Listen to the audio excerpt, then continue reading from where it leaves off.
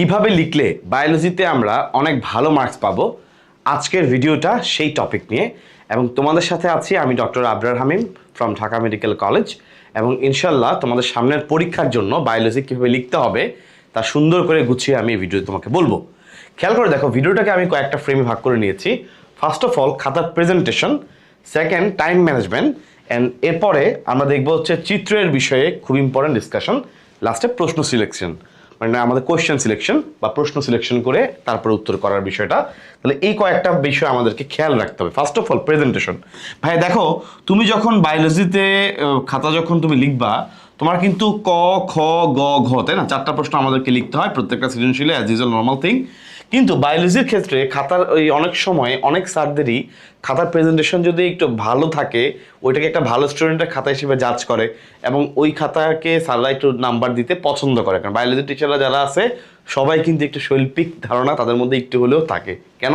কারণ সবসময় বায়োলজিতে চিত্রটা খুব ভালো গুরুত্ব পায়। তো চিত্র যেখানে গুরুত্ব পায়, ছবি যেখানে গুরুত্ব পায়, সেখানে একটু শৈল্পিক দৃষ্টিভঙ্গি জরুরি। তো আমরা খুবই সিম্পল, আমরা সবসময় এটা করি যে কোনো প্রশ্ন যখন আমরা লিখি, সাপোজ 1 নং প্রশ্নের উত্তর, এটা যখন আমরা লিখি, আমরা নর্মালি কি করি, ক লিখি, খ লিখি, তাই না?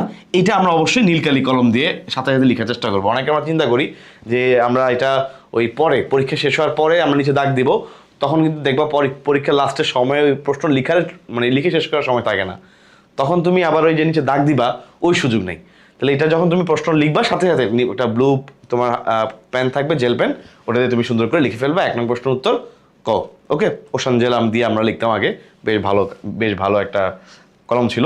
তাই 1 নং প্রশ্ন উত্তর ক, 1 নং প্রশ্ন উত্তর খ গ। এখন আসি প্রেজেন্টেশনের বেলায়, খুবই ইম্পর্টেন্ট ভাই। তোমার হাতের লেখা অত সুন্দর নাও হতে পারে, আবার সুন্দর হতে পারে যে কোনো একটা, কিন্তু তোমার যে খাতা, সে খাতা লেখাগুলো স্পষ্ট হতে হবে, লেখাগুলো একদম ভালো মতো গ্যাপ দিয়ে এমনভাবে লিখতে হবে যেন লেখাগুলো ভালো করে পড়া যায়। তাহলে হাতের লেখা একদম বিশ্রী কোনো সমস্যা নাই, সমস্যা আছে অবশ্যই, একদম বিশ্রী হলে তো নাম্বার একটু কমে, এটা খুবই নর্মাল। আর যার হাতের লেখা সুন্দর সে একটু নাম্বার বেশি পায়, এটা নিয়ে মিথ্যা বলার কিছু নাই। কিন্তু তোমার হাতের লেখা যদি খারাপও হয় বা অত সুন্দর না হয়, তুমি স্পষ্টভাবে তুমি যদি গ্যাপগুলো দিয়ে সুন্দর করে তুমি খাতাটা লেখাটা ভালো করে প্রেজেন্ট করে আসতে পারো, তাও তুমি ভালো মার্কস পাবা। অর্থাৎ তোমার হাতের লেখা খারাপ, এর মধ্যে আবার তুমি একদম ঠেসে একদম উল্টে পাশাপাশি একটা লাগায় লিখছো, এতে করে লেখা বোঝা যাবে না। তো এই জন্য কী করবা, লেখার শব্দগুলোর মাঝে মাঝে গ্যাপ দিয়ে তারপর তুমি শব্দগুলো বিন্যাস করবা, তাহলে সুন্দর করে তোমার খাতাটা তুমি একটু কম করে লিখলা পেজগুলোর মধ্যে, কিন্তু লেখাগুলো বেশ স্পষ্ট ক্লিয়ারলি বোঝা যায়, তাহলে তুমি মার্কস পাবা। ওকে, ভালো নাম্বারই পাবা। সেকেন্ডলি, খুবই ইম্পর্টেন্ট, বায়োলজির ক্ষেত্রে তোমাকে অবশ্যই লিখতে হবে পয়েন্ট আকারে। গদ বাঁধা বাংলার মতো করে বায়োলজি লেখা যাবে না, যে শুরু করলাম এরকম করে ইচ্ছা মতো লিখলাম বাংলার মতো করে, এভাবে বায়োলজি লিখলে নাম্বার কম আসবে। আমরা সাধারণত বলি যে গ এর জন্য, খেয়াল করো, নর্মালি বলি গ এর জন্য যেহেতু 3 নাম্বারের জন্য 6টা পয়েন্ট লিখো। ঘ নাম্বার যেহেতু 4 নাম্বারের জন্য তুমি ভাই 8টা পয়েন্ট লিখো। তবে এটা নিয়ে কথা আছে, এটা লিখলে ইনশাল্লাহ হবে, তবে 1-2টা পয়েন্ট একটু বাড়িয়ে লেখা উচিত। তাইলে সারা চিন্তা করে যে না, ও একটু বাড়িয়ে লিখছে, তো আমরা একটু নাম্বার একটু অ্যাডজাস্ট করে দিই, বাড়াই দিই, বা মানে ওকে নাম্বার একটু কম কেন দিব, এরকম আর কি। তো অন্ততপক্ষে 3 নাম্বারের জন্য 6টা পয়েন্ট লিখবা, 4 নাম্বারের জন্য 8টা পয়েন্ট। ভাই পয়েন্ট বানানো কি খুব কঠিন? তুমি একটা লাইন পারো, ওটা কিন্তু একটু বড় লাইন হলে এটা কিন্তু ভেঙে চড়ে 2-3টা পয়েন্ট বানায় ফেলা যায়। তো তুমি ভেঙে চড়ে 2-3টা পয়েন্ট যদি বানাতে পারো, তো পয়েন্ট সংখ্যা বাড়লে কোনো লস নাই। বরং পয়েন্ট করে লেখার কারণে কিন্তু অনেক লেখা কম লিখতে হয়, জানো? তুমি যখন 7 নাম্বার পয়েন্ট লিখবা, তো 7 নাম্বার পয়েন্ট দিয়ে তুমি এখান থেকে এই লেখাটা লিখছো, ওকে, অলরেডি এখানে শেষ করছো, তোমার কিন্তু এখানেও লেখা লাগে নাই, আবার এখানেও লেখা লাগে নাই। তো তোমার কিন্তু পেজ অনেক দ্রুত ভরে যাবে, কিন্তু তুমি লিখছো কিন্তু কম। ওকে, এটা একটু খেয়াল রাখবো না, পয়েন্ট করে লেখা। নেক্সট, খুবই ইম্পর্টেন্ট ভাই, পেজ কাউন্ট কীরকম? এটা কিন্তু স্যারদের আসলে কি ওই একটা নর্মাল একটা থিওরিতে সবার মধ্যে ঢুকে গেছে যে মেইন কন্টেন্ট তো থাকতে হবে, ঠিক আছে, তারপরে আগে পিছনে আমরা অনেক কিছু লিখি, যেমন উদ্দীপকের গুরুত্ব অপরিসীম, উদ্দীপকে এটি বলা হয়েছে, লিখে আমরা একটা প্যারা বানাই। ইট ইজ ভেরি ইম্পর্টেন্ট, শুরুতে একটা ছোট একটা প্যারা বানানো, লাস্টে একটা ছোট একটা প্যারা দিয়ে এন্ডিং করা।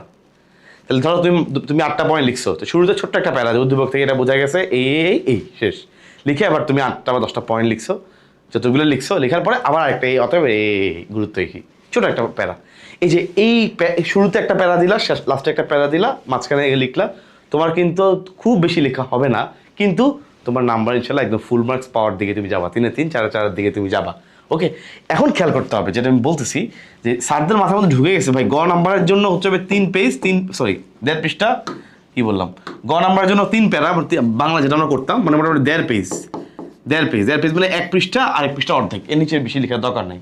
তাহলে আবার স্যারদের এক্সপেকটেশন বেড়ে যাবে, চিন্তা করবে যে তুমি তাহলে ঘ নাম্বারে আরও বেশি লেখার কথা। তো এই জন্য 1.5 পৃষ্ঠা করে লিখবা, আরামসে হয়ে যাবে। ঘ নাম্বারের জন্য হচ্ছে 2 পেজ, এইটা একটু মেনটেন করার চেষ্টা করবা। তোমার যদি একদম কম, তোমার মনে হয় যে ভাই আমার তো মেইন জিনিস আমি লিখে ফেলছি, 1 পৃষ্ঠার মধ্যে শেষ হয়ে গেছে ঘ নাম্বার, না তাও তুমি একটু অনেক লাইন তো আছে বায়োলজি, তাই না, উদ্দীপকের কিছু লাইন আছে, এরপরে আবার তোমার কিছু লাইন আছে, সব কিছু একটু লিখে মোটামুটি তুমি 2 পৃষ্ঠার কাছাকাছি চলে যাবা।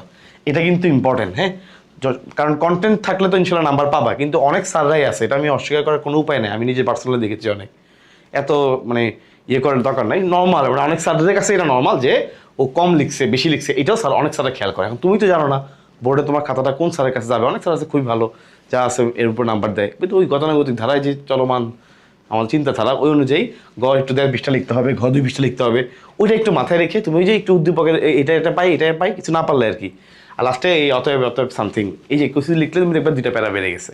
তো ফার্স্টে তো মাঝখানে পয়েন্ট আকার লিখলে উপরে একটা প্যারা দিলা, দেখবা অটোমেটিক্যালি তোমার সংখ্যা কাউন্টটা বেড়ে গেছে। আর অবশ্যই ছবি যখন আঁকবা তো পেজ তো অলরেডি, ছবি আঁকার সময় তো 1/3 অলরেডি শেষ, বা অনেকের ক্ষেত্রে বেশি বড় করে আঁকতে বিশ্রী করে ফেলে, হাফ শেষ করে ফেলে, এত না 1/3 শেষ করলে ভালো। তো ছবিটা মোটামুটি একটা ডিসেন্ট ছবি, আবার ছবির উপরে একটু খালি জায়গা নিচে একটু খালি জায়গা থাকলে ছবিটা সুন্দর লাগে, তাই না? তো ওভাবে করে আঁকবা। অনেক সময় আছে একদম এমনভাবে ছবি আঁকে একদম উপরে লাগাই ফেলে, ওইটা না। তো মোটামুটি তোমার পেজ সংখ্যাটা কাভারটা হয়ে যাবে। ওকে, ক তো আমরা 1 লাইন 2 লাইনের মধ্যে যা পারি যেটা মেইন জিনিস লিখবো। খতে আমরা চেষ্টা করি এই যে অর্ধেক পেজ, হাফ পেজ, খতে আমরা চেষ্টা করি হাফ পেজ এই অর্ধেক পেজ লেখার জন্য। তো খ তোমার তো 2টা প্যারা করে লিখতে হবে, এটা অবশ্যই 2 নাম্বার যেহেতু 2টা প্যারা করে লিখবা, অথবা তোমার পয়েন্ট আকারে লেখার সুযোগ থাকে 4টা পয়েন্ট লিখতে হবে। হ্যাঁ, পার্থক্য যদি আসে 4টা পার্থক্য লিখতে হবে, এগুলো খেয়াল করতে হবে। এটা সেম পয়েন্ট আকারে আসলে তো পয়েন্ট আকারে আসছে না, ধর পার্থক্য বা তুলনা আসছে, তো পার্থক্য তুমি কীভাবে লিখবা, সেমভাবে বক্স করে 6টা 8টা এভাবে করে বা একটু 1-2টা পয়েন্ট বাড়ায় লিখলা, 7টা লিখলা, 8টা না লিখে 9টা লিখলা, 10টা লিখলা, ছোটো ছোটো করে লিখলা, বাট পয়েন্ট সংখ্যা বাড়ায় দিলা, এটা একটু ইম্পর্টেন্ট। আবার যেটা পার্থক্যের ক্ষেত্রে যদি তুমি এমন হয় যে তুমি 9টা পয়েন্ট লিখছো বা তুমি 10টা পয়েন্ট লিখছো, এই যে তুমি বেশি লিখছো, এটা একটু বোঝানোর জন্য আমি যেটা করতাম যে পয়েন্ট সংখ্যা যেগুলো লিখছি না 1 2 3 4 এগুলো নিচে বা এগুলোর সাইডে গোল গোল করে, মানে হয় না এরকম যে 1 এরপর একটা গোল দাগ দিলাম, এই গোল দাগটা আমি নীল কালার দিয়ে দিতাম, বুঝছো? আমি যে বেশি পয়েন্ট লিখছি স্যারের দেখানোর জন্য, দেখেন আপনি দেখেন এই 10, এই যে 10 দিয়ে লিখছি দেখেন, এই যে দেখেন 10 দেখতে হবে। হ্যাঁ, তো এরকম করে মাঝে মধ্যে আমি একটু কালার এটা ইউজ করতাম, নীল কালারটা, যেন হচ্ছে স্যারদের কাছে ভালো করে ফুটিয়ে তোলা যায় যে আমি যে লিখে আসছি। এখন যেখানে আমি কম লিখবো ওটা তো আমি এত নাটক করবো না, ওটা 6টা পয়েন্ট লিখে আমি পেজ, ওটাতে আমি চিন্তা করি পেজ সংখ্যা বাড়ানোর বিষয়ে, ছবি টবি এঁকে ওই চিন্তা করি, যেটা আমি বেশি ভালো পারছি এটাই। এবার আসি খেয়াল করো, এই যে আবেগের বসে 10টা 12টা পয়েন্ট লিখতে গিয়ে আবার টাইম যেন হারিয়ে না যায়, এটা খেয়াল রাখতে হবে। তোমার কিন্তু প্রত্যেকটা সৃজনশীলের জন্য সময় কিন্তু তোমার 30 মিনিট, আসলে কিন্তু 30 মিনিট না ভাইয়া, সময় হচ্ছে 25 মিনিট। কারণ প্রথম 5 মিনিটের মধ্যে তোমার সময় যায় হচ্ছে প্রশ্নটা সিলেক্ট করতে করতে, একটু পড়তে, একটু দেখতে, ওই আবার খাতার শুরুতে কিছু কাজ টাজ থাকে মাঝে মধ্যে, বা ওই 1 নম্বর যে নীল কালি দিয়ে লিখবা, এইসব করতে হাবি যাবি, লাস্টে মিলে 5 মিনিট যাবেই তোমার। সো এবারে তুমি সময় পাচ্ছ 25 মিনিট। হ্যাঁ, এর মধ্যে তুমি ক এবং খ লিখতে মোটামুটি 7 মিনিট চলে যাবে, এটা মোটামুটি 7 থেকে 8 মিনিট যায়, এটা কিছু করার নাই, এর কম গেলে তো ভালো। অনেকে 5 মিনিটের মধ্যে কাভার করে, অনেকে 5 মিনিটের মধ্যে কাভার করে, অনেকে একটু সময় বেশি লাগে, তো এটা সমস্যা নেই, 5 থেকে 7 মিনিট যাই লাগুক না কেন এতটুকুর মধ্যে শেষ করার চেষ্টা করতে হবে, 1 লাইন, আর খ তো বেশিক্ষণ না। এবার গ ঘ লেখার সময় তোমাকে এই 25 মিনিটের মধ্যে কাভার করার চেষ্টা করতে হবে। তুমি বলতে পারো ভাই হাতে 5 মিনিট থাকলে ওই পরে তুমি খাতায় ফিনিশিং দিবা, আর দরকার লাগলে পরে লিখবা, সমস্যা নেই, কিন্তু তুমি এই টার্গেট করে আগাও। 30 মিনিট তো 30 মিনিট যেন কোনোভাবেই ক্রস না করে, টার্গেট এটা কিন্তু তুমি পারবে না, 30 মিনিট যেন কোনোভাবেই ক্রস না করে। অর্থাৎ গ নাম্বারের প্রশ্নটাও 10 মিনিট, ঘ নাম্বারটাও 10 মিনিট, গ পারলে 1-2 মিনিট আগে শেষ করো, যেহেতু ঘ তুমি তো একটু বেশি লিখবে তাই না, তো এই জন্য ঘয়ের জন্য সময় দিতে পারো। অর্থাৎ তোমার টাইম একদম ঘড়িটা সামনে থাকবে বা হাতে থাকবে, তুমি একদম 30 মিনিটের মধ্যে শেষ করতেই হবে, ওইভাবে আর লিখতে হবে তোমার। তুমি চিন্তা করো প্রথম প্রশ্নটা আমি অনেক সুন্দর করে অনেক বড় করে 3-4 পৃষ্ঠা 5 পৃষ্ঠা না 6 পৃষ্ঠা ধরে লিখলাম, 10-এ তুমি কোনোদিন 12 পাবা না, 10-এ 9ই পাবা, সর্বোচ্চ স্যার খুব ভালো হলে 10-এ 10 দিবে, নাহলে বায়োলজিতে 1 নাম্বার কম দেয়, ঘ নাম্বারে 4 খুব কম দেয়। আমি বলবো আমি একবার পাইছিলাম, কীভাবে পাইছিলাম বলতেছি, তাহলে খেয়াল করে দেখো, তোমার টার্গেট হচ্ছে 30 মিনিটের মধ্যে শেষ করে, এর বেশি 5 মিনিট গেলে মনে রাখবো তুমি ধরা সামনে তুমি ধরা খাচ্ছ, কারণ এটা 5 মিনিট পরে 5 মিনিট করতে করতে লাস্টে সৃজনশীলে গিয়ে সময় 10 মিনিট, কিছু লিখতে পারবা না, ওখানে পাবো 10-এ 3-4 পুরা জিনিসটাই ধরা। অথচ 30 মিনিটের মধ্যে শেষ করতে পারলে তুমি 10-এ 9 পাইতা, প্রত্যেকটা 9 করে ধরো 5 নং 45, 1-2 নম্বর দিকে সেদিক হইলে 44 বাড়লে 46, বুঝতে পারছো? তোমার এই সৃজনশীলের নাম্বারটা কিন্তু এর মধ্যে ওঠানামা করবে। কিন্তু তুমি যদি লাস্টের সৃজনশীলে যদি লেখার সময় না পাও, এটা বায়োলজি, এটা বাংলা না যে উল্টাপাল্টা তুমি লিখে দিয়ে আসছো। বায়োলজি তোমার কিছু কন্টেন্ট থাকতে হবে, এমন হতে পারে লাস্টের ছবিতে তোমার একটা গুরুত্বপূর্ণ চিত্র পড়ছে, তুমি এটা সময়ের কারণে আঁকতে পারো না, শেষ, একদম নগদ 3 নম্বর 0, 1 নম্বর পাচ্ছ না। তো এই জন্য টাইম ম্যানেজমেন্ট খুবই ইম্পর্টেন্ট। ওকে, আচ্ছা এবার আসে চিত্র। ভাই বায়োলজির পরীক্ষা দিবা কিন্তু তুমি চিত্র দিবা না, এটা সম্ভব না। গ এবং ঘতে এই ধরনের প্রশ্নই অ্যান্সার করার চেষ্টা করবা যে ধরনের প্রশ্নে তোমার চিত্র তুমি পারো বা চিত্র দেওয়ার সুযোগ আছে। চিত্র একটু বানাই দিতে হয়, অনেক সময় বানাই দিতে হবে বলতে কি এরকম, মানে তোমাকে ধরো বলেছে যে অমুক বৃক্কের গঠন বর্ণনা করো, বলছে বর্ণনা করতে, তার মানে অবশ্যই গঠন বলছে মানে তুমি বৃক্কের ছবিটা আঁকতে হবে। তো যে কোনো ধরনের গঘ প্রশ্ন তুমি যদি ওই টপিকটা পারো, ওই টপিকের যে ছবিটাই আছে, যদি তোমার ডিরেক্টলি ছবিটা চায়, যেমন ধরো চেয়েছে হৃৎপিণ্ডের লম্বচ্ছেদে চিহ্নিত চিত্র অঙ্কন করো, সেক্ষেত্রে তুমি হৃৎপিণ্ডটাই আঁকতে হবে। এখন ধরো অন্য যে কোনো কিছু এমন প্রশ্নটা চেয়েছে, ধরো যেটা তুমি ধরো তোমার অ্যানজাইনা টাইপের একটা প্রশ্ন তোমার এখানে আসছে, তুমি বাধ্য দিতে এটা, তো ওই অবস্থায় তুমি খেয়াল করলা যে তোমার কিছু পারছো না, তো অন্তত পক্ষে তুমি একটা ধমনী এঁকে তুমি ধরো এখানে লেখলা যে ব্লক, হ্যাঁ চর্বি জমে ধমনী প্লাক, এই যে অ্যাথেরোমাটাস প্লাক জমা হয়েছে, রক্তের ফ্লো কমে গেছে, এই যে তুমি টান দিয়ে লিখলা প্লাক, হ্যাঁ প্লাক জমা হয়েছে, চিত্র অ্যানজাইনার কারণ। এটা কোনো ছবি হইলো, আঁকাটাই খুব কঠিন হচ্ছে না, কিন্তু এটার জন্য তুমি নাম্বার পাবা। অর্থাৎ এনিথিং যদি তোমার এটা রিলেটেড থাকে ওই টপিকের সাথে, তুমি একটা ছবি দেওয়ার চেষ্টা করবা। কথা কি বুঝতে পেরেছো? এবং সেক্ষেত্রে একদম যদি মেইন ছবিটা হয় লম্বচ্ছেদ, ওকে ফাইন, বৃক্কের গঠন, ওকে ফাইন, তুমি পারবা। ধরো তোমাকে উদ্ভিদবিজ্ঞান টেরিসের প্রোথেলাস, ওকে ফাইন। তারপরে তুমি যতটুকুই তোমার সাথে আগে পরে মিল হয় তুমি দেওয়ার চেষ্টা করবা। ঘ নাম্বারে সাধারণত আমাদের কী ধরনের প্রশ্ন আসে, গুরুত্ব বা ওই উদ্ভিদবিজ্ঞানের ক্ষেত্রে এরকম গুরুত্ব, পার্থক্য, রোগের লক্ষণ, এসব। ভাই গুরুত্ব যে বলতেছে, ওই যে জিনিসটা যার গুরুত্ব বলতেছে, ওর তো কোনো না কোনো ছবি তুমি পারো, ওর কোনো না কোনো ধরো শৈবালের গুরুত্ব আসছে, ইউরোথ্রিক শৈবালের ছবি তো তুমি পারো, নিচে লিখবা ছবিটা টান দিয়ে ছবিটা এঁকে, এই যে টান দিয়ে ছবিটা এঁকে একটু একদম ঝটপট ফার্স্ট স্টেজে কতক্ষণ লাগলো, বেশিক্ষণ লাগছে, লাগে নাই, টান দিয়ে ছবিটাকে চিত্র ইলেকট্রিক শৈবাল, ওই যে যার গুরুত্ব চেয়েছে তার ছবিটা তুমি ছোট করে এঁকে দিবা। এবং ছবি আঁকার ক্ষেত্রে অবশ্যই পেন্সিল ইউজ করতে হবে। আর যখন চিত্র আসবে, যে কোনো চিত্র, আমরা অলওয়েজ মার্কিংগুলো এক পাশে, ডান পাশে মার্কিং করবো, যে কোনো এক পাশে, যে কোনো সব মার্কিংগুলো এক পাশে করবো। সেক্ষেত্রে তুমি যেটা করবে, একটা স্কেল নিবা, স্কেল তোমার কাছে থাকবেই, আমার চিত্রের ক্লাসে তোমরা অলরেডি পেয়েছো। একটা স্কেল নিয়ে, খেয়াল করো, একটা স্কেল নিবা, স্কেল নিয়ে আগে ফার্স্টে পাতলা করে দাগ দিয়ে নিবে একটা, এই বরাবর, এই দাগ দিলে কোনো সমস্যা নেই, এই দাগের জন্য তোমার নাম্বার কাটবে না, পাতলা করে দিয়ে নিবা, কোনো সমস্যা নেই, মুছতে হবে না পরে, আবার সময় থাকলে লাস্টে মুছো, না দরকার নেই। এরপর বাকি সব স্কেল ধরে যে আগে স্কেল ধরে দাগগুলো দিয়ে নিবা সব, এরপরে তুমি সুন্দর করে এক সাইডে পেন্সিলে লিখে দেবা কোনটার মানে কি, তাইলে তোমার জন্য ইজি হবে। এখন খেয়াল করো, অনেকে ছবি আঁকার ক্ষেত্রে জায়গা রাখে না কীরকম, ছবিটা এমনভাবে আঁকছে যে এই পাশে তো খাতা শেষ হয়ে গেছে মনে করো, তা লেখার জায়গা নেই, একবারে একটা শব্দ, প্রত্যেকটা শব্দ ভেঙে ভেঙে লেখা লাগতেছে। এই জন্য যেটা করবা, ছবিটা খাতার এটা যদি পেজ হয়ে থাকে, পেজের একদম মাঝ বরাবর না এঁকে একটু হালকা বামে আঁকবা, এই যে একটু হালকা বামে, তাহলে তুমি মার্কিংটা এই খাতার এই পাশে সুন্দর করে করতে পারবা। ওকে, এই সিস্টেমটা একটু ফলো করবা, ছবিটা হালকা একটু বামে আঁকবা, যেন তুমি ডান পাশে লেখার জন্য এনাফ স্পেস সুন্দর মতো লিখতে পারো। আর ছবি আঁকার ক্ষেত্রে খেয়াল করো, উপরে একটু 2 লাইন পরিমাণ জায়গা খালি রেখো, নিচে অবশ্যই যে কোনো ছবির নিচে চিত্র কিসের ছবি এটা লিখতে হবে, এটা মাস্ট।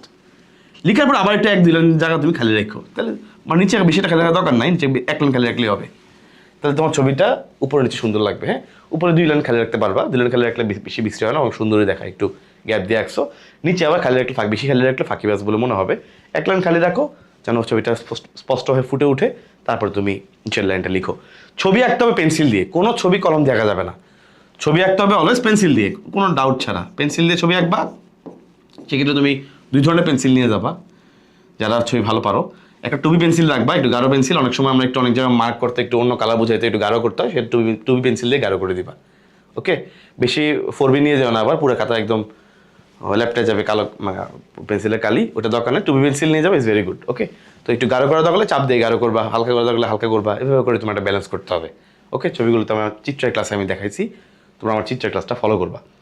তাহলে ইনশাল্লাহ একটা আইডিয়া পেয়েছো ছবি সম্পর্কে। ছবিতে কোনো মার্কিং ইউজ করা যাবে না, এমনকি ধরো আমরা যে তোমার বিভিন্ন রকম চার্ট দিই না, এটার পর এটা হয় গ্লাইকোলাইসিস চক্র, ক্রেবস চক্র, সেক্ষেত্রে আমরা কলম ইউজ করতে পারবো ওই চক্রগুলোর ক্ষেত্রে, কোনো এটা কোনো ফিগার না, কিন্তু পত্র আমরা ছবি আঁকছো কলম দিয়ে, সেটা হবে না। ওকে, তো তারপরেও আমরা চেষ্টা করবো, ধরো যে গ্লাইকোলাইসিস চক্রটা আমরা দিব, মানে গ্লাইকোলাইসিস স্টেপ বাই স্টেপ দিব, ক্রেবস চক্র আমরা দিব, তখন আমরা কলম ইউজ করতে পারি, মাঝখানে দাগগুলো নীল কালি ইউজ করতে পারি, কিন্তু সেক্ষেত্রে অবশ্যই তুমি একদম টেক্সটফুল হয়ে ইউজ করো, কারণ অনেক সময় আমরা ওই যে একমুখী বা উভমুখী বিক্রিয়াগুলা ঠিক মতো না দেওয়ার কারণে মুছার সুযোগ নেই। লিগেলি কলম ইউজ করছো মানে শেষ, কলম ইউজ করছো মানে মুছার সুযোগ নেই। তো এই জন্য একটু খেয়াল করে দিতে হবে, পেন্সিল দিয়ে দিলে কোনো লস নেই। তুমি একদম শিওর হলে পরে দিও।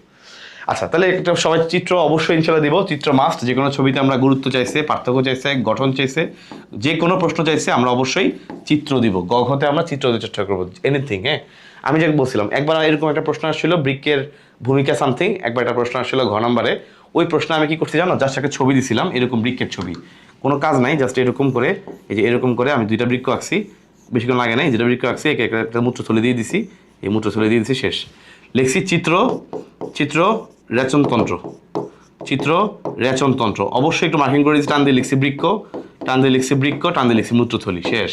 2টা লিখছি, চিত্র রেচনতন্ত্র, শেষ। বা বিশ্বাস করো ওই প্রশ্নে যিনি খাতা কেটেছেন ম্যাডাম, উনি অত্যন্ত খুশি হয়েছেন।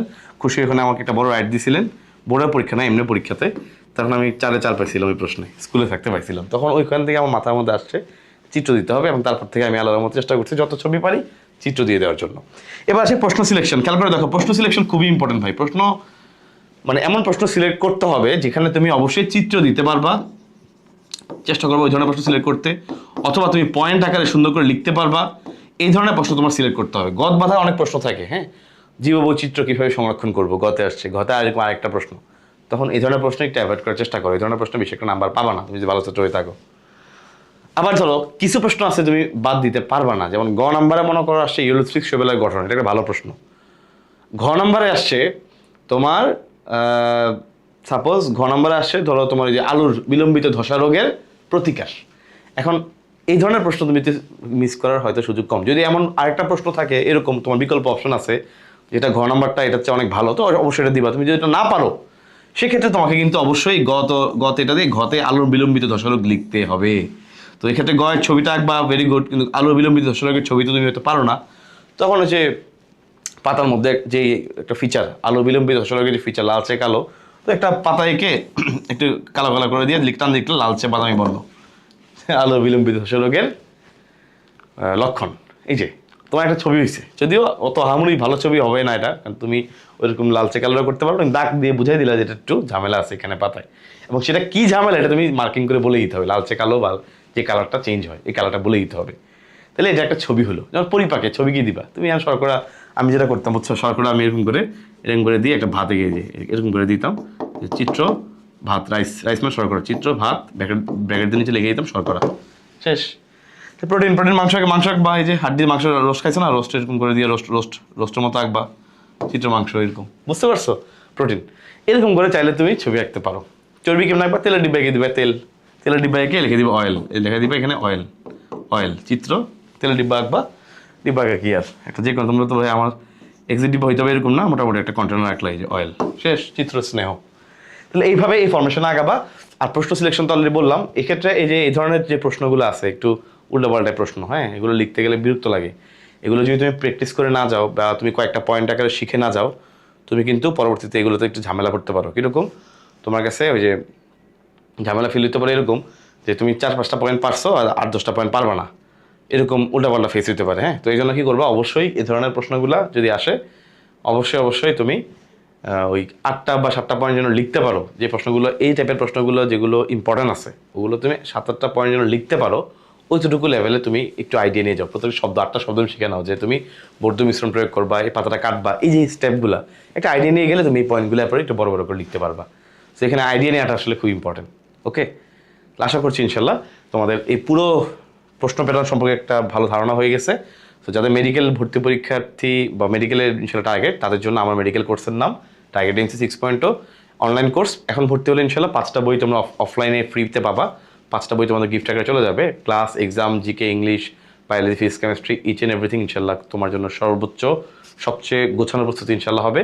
তো তোমার টেলিগ্রাম সাপোর্ট, তোমার অল টাইম একটা স্পেশাল যে দাগানো বইয়ের পিডিএফ একদম সুন্দর করে দেখবে, বিভিন্ন কালার গ্রেডিং করে দেওয়া, বিভিন্ন টাইপের প্রশ্নগুলো ভাগ করে দেওয়া, প্র্যাকটিসের জন্য প্রশ্ন। সো এই কোর্সের মধ্যে নাই এমন কিছু নাই। তো ইনশাল্লাহ তুমি টার্গেট এমসি 6.0 এনরোল করতে পারো। আর 27 ব্যাচের যারা আসো তোমার জন্য ইনশাল্লাহ ভাইয়ার এককভাবে প্রি মেডিকেল ব্যাচ ইনশাল্লাহ লঞ্চ হবে আগস্টের ফার্স্ট উইকের দিকে। সবার জন্য অনেক শুভকামনা রইল। আশা করি ইনশাল্লাহ বায়োলজি এক্সাম অনেক ভালো হবে তোমাদের জন্য। আমি আবরার হামিম অনেক চেষ্টা করেছি। আমি আল্লাহর মতে ইউটিউবে বলো, ফেসবুক পেজে বলো, অনেক জায়গায় আমি তোমাদের অনেক কন্টেন্ট দিয়েছি, তো যতটুকু সম্ভব ম্যাক্সিমাম ফ্রিতেই দিয়েই গিয়েছি এবং যথেষ্ট পরিমাণে করার চেষ্টা করেছি। তো ইনশাল্লাহ পরীক্ষাটা ভালো হলে আমার নিজের ভালো লাগবে, তোমরা সবাই চেষ্টা করো, কারণ প্রশ্ন কী কোত্থেকে হবে কেউ জানে না, আমি জানি না, কিন্তু ইম্পর্টেন্ট জায়গাগুলো তো আমরা পড়তে পারি। ওই উদ্দেশ্যে আমাদের আসলে ইম্পর্টেন্ট জায়গাগুলো পড়া, যেন ইম্পর্টেন্ট জায়গাগুলো যেন আমাদের মিস না হয়। তারপর ইম্পর্টেন্ট জায়গায় বাইরে থেকে অন্য জায়গা থেকে প্রশ্ন হইতেই পারে, সারা কোথেকে করবে তাদের বিষয়। ইম্পর্টেন্ট জায়গায় কীভাবে বুঝছি, ওই যে প্রশ্নগুলো, যে প্যাটার্নগুলো, যে টপিকগুলো থেকে বারবার প্রশ্ন হয়, ওগুলোই তো মোস্ট ইম্পর্টেন্ট। ওটা ধরেই তো আমাদেরকে প্রিপারেশন নিতে হয়, এইচএসসিতে নিতে হয়, পরবর্তী নিতে হয়। তো আমরা ইনশাল্লাহ ওই অনুযায়ী এগিয়েছি।